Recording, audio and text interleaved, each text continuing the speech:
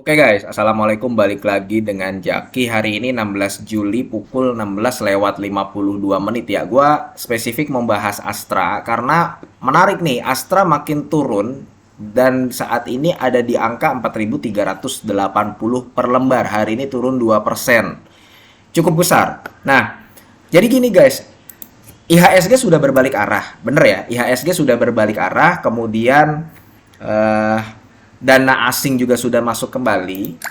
Tapi BBCA, ya, BBCA, BBNI, BBRI, Bank Mandiri, dan Telkom, dan Astra nih, ini kan saham-saham yang biasanya diincar oleh asing duluan.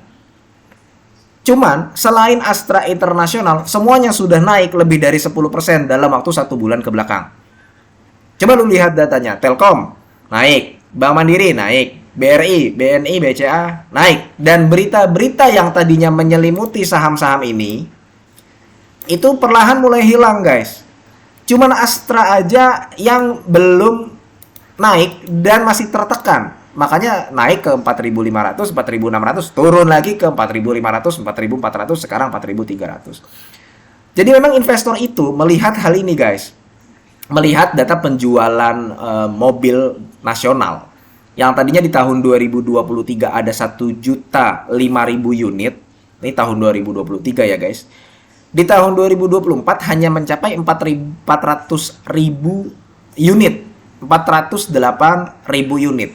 Dan ini sudah berjalan dari Januari sampai Juni, sudah berjalan setengah tahun, tapi belum mampu menyamai kinerja setengahnya dari tahun 2023. Dan kalau kita lihat, memang penjualan mobil itu menurun sejak tahun 2022. Padahal tahun 2022 ini pernah mencapai angka 1.048.000 unit.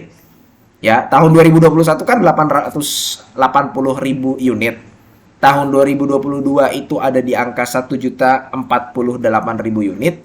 Tahun 2023 1 juta unit dan tahun 2024 baru berjalan setengah bulan masih hanya mencapai 400.000 unit. Sayangnya memang banyak investor melihat hal ini gitu loh. Sehingga inilah yang membuat, kalau gue melihatnya, inilah yang membuat saham Astra ini masih susah naik. Masih susah naik dibanding teman-temannya yang tadi gue bilang. Ini nih guys, padahal sebenarnya biasanya asing itu sekali lagi akan mengincar saham-saham ini terlebih dahulu. Nah, sekarang kita lihat di bulan Juni, itu ada salah satu direkturnya, yakni Henry Tanoto, membeli saham Astra pada periode Juni ya. Itu ada di angka 223.000 lembar. Apakah ini banyak? Kalau dibanding dengan bulan Mei, bulan sebelumnya, perubahannya lebih banyak bulan sebelumnya. Yang beli itu lebih banyak di bulan Mei. Di bulan Juni ini baru ini. Kalau bulan Juli belum ketahuan. Belum ada perubahan sampai saat ini ya guys ya. Nah, jadi yang dibutuhkan Astra ini sebenarnya adalah konfirmasi perihal kinerja di tahun 2024, terutama kuartal 2 guys. Karena kenapa gue mengatakan hal demikian? Meskipun tahun 2022 penjualannya lebih menurun dibanding tahun 2023 ini guys. Nah, ini kan penjualannya menurun nih guys. Astra tetap bisa mencatatkan laba yang meningkat di tahun 2023. Itu pun ditopang oleh alat beratnya. Tapi kita lihat guys, tahun 2023 penjualan mobil nasional kan ada di angka 1 juta. Cuman untuk Astranya itu ada di angka 560.000. Itu tahun 2023. Di tahun 2022, ya, Astranya itu ada di angka 574.000. Ini kan lebih tinggi tahun 2022. Cuman laba bersih Astra lebih besar di tahun 2023. Nah, itu guys, kadang anomali seperti itu di mana penjualan Astra menurun, tapi sebenarnya labanya masih bisa meningkat, itu yang dibutuhkan Astra di kuartal 2 2024 untuk menunjukkan bahwa nggak masalah kalau misalkan harga penjualan mobilnya turun, laba masih ada potensi naik.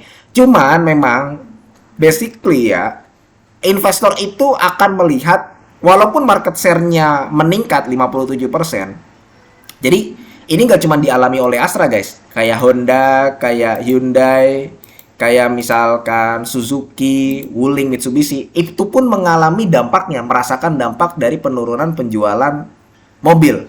Nah, Astra ini juga mengalami.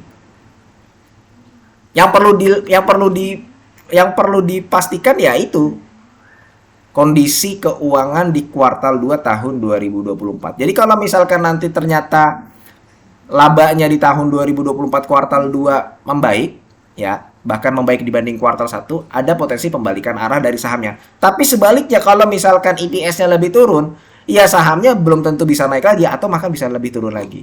Jadi investor memang melihat hal ini. Oke, mudah-mudahan video ini bermanfaat ya guys ya, dan semoga lu sehat selalu sehingga kita bisa bertemu kembali di video-video selanjutnya. Ini bukan ajakan jual beli. Gua akhiri, wassalamualaikum warahmatullahi wabarakatuh.